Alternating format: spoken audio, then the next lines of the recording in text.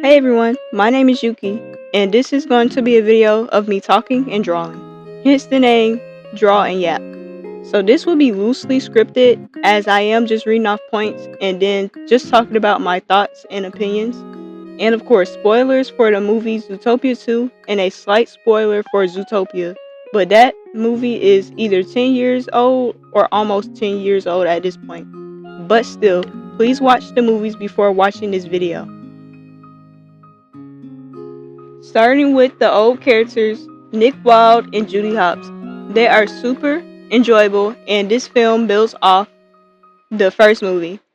In this movie, it builds on their partnership, work partners, but they show that both of them have their differences.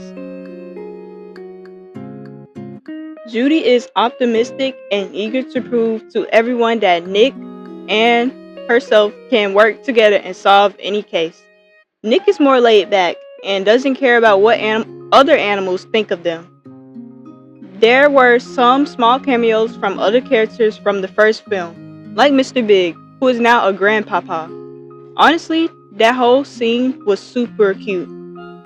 Some scenes with Chief Bogo, of course, and I kind of love how he has a soft spot for Judy, like a mentor/student relationship.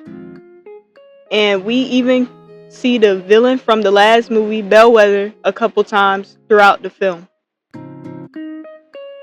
The movie made her more memorable than she was in the first movie, hamming up her evil nature and how truly crazy she is. Okay, now for the new characters that debuted in this film, Zootopia 2. Okay, firstly, let me talk about Nibbles the beaver. Honestly, I thought she was going to be really annoying, like the annoying sidekick characters that tag along throughout the film. But to my surprise, she made me laugh a couple times. Also, making her a conspiracy podcaster type YouTuber is very funny and one of the funnier modern day social media jokes I've seen in any movie nowadays. But yeah, Nibbles was a fun character, but I don't have much else to say about her. Then there's the new mayor, who's voiced by funny man Patrick Warburton. He's a horse actor who becomes a mayor. I'm sure y'all know what that's parroting, but let me move on. And his saying, "You say justice is dead, I say nay," low-key might become a vocal stem for me. Well, one of them from this movie. Oh, in the beginning of Zootopia 2, there was this anteater Judy and Nick was trying to arrest, and I swear the voice actors sound just like Sid the Sloth for Ice Age. I did some research later on, and I was right. The same guy voices this character and Sid from all the Ice Age movies. And my voice actor brain never fails me. Then there's Gary D. Snake. D-E, not T-H-E. Honestly, I wish he was in the film more, as for most of the movie, Gary was running away with the ZPD. My dyslexia, so sorry. And Judy and Nick. But other than that, Gary was quite enjoyable to watch, being an awkward yet well-meaning type of guy. I find that Gary always asking permission to hug was super adorable. For the villains, the Lynxleys are very good villains, reminding me of the classic Disney villains. Though I do not like their father, Milton, because he clearly doesn't love his children. But Milton and his two older children are not the best villains, but Parbert is. Yeah, Parbert is going to have his own section. When I first saw him on screen, he was so adorable. I thought he was just an awkward, laid-back type of guy who just grew up in a rich family. And for most of the movie, yeah, he was. But then, he was revealed to be helping Gary, which made me like him even more. I remember saying, oh yeah, so he's going to right his great-grandfather's wrongs and help Gary get the proof he needs. Then when Judy says, "It was a twist last time," my heart dropped when Parbert replies with, "Yeah, I know." Now, I am not the biggest fan of the twist villain genre that Disney and other films have been doing, but Paul Bert has to be one of the best done by Disney in a long while.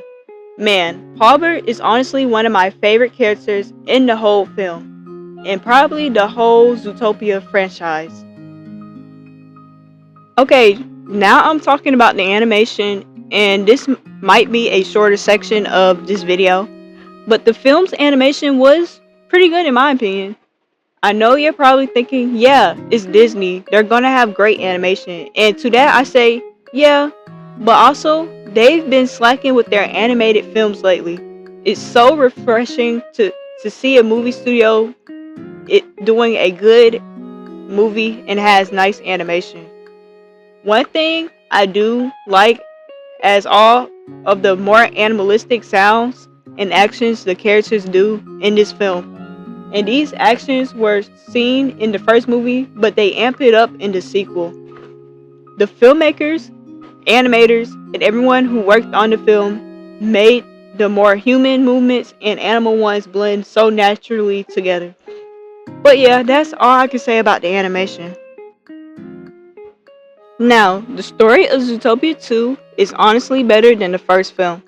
The conflict between predatory animals and prey animals being used as an allegory to racism was okay, and the mystery on why most predatory animals are going savage is okay also. But in the second film, it's mammals being discriminatory towards reptiles, and it works way better. Also, them having a secret community of reptiles hiding in Marsh Market, a place that looks weird upon most mammals, was a cool detail.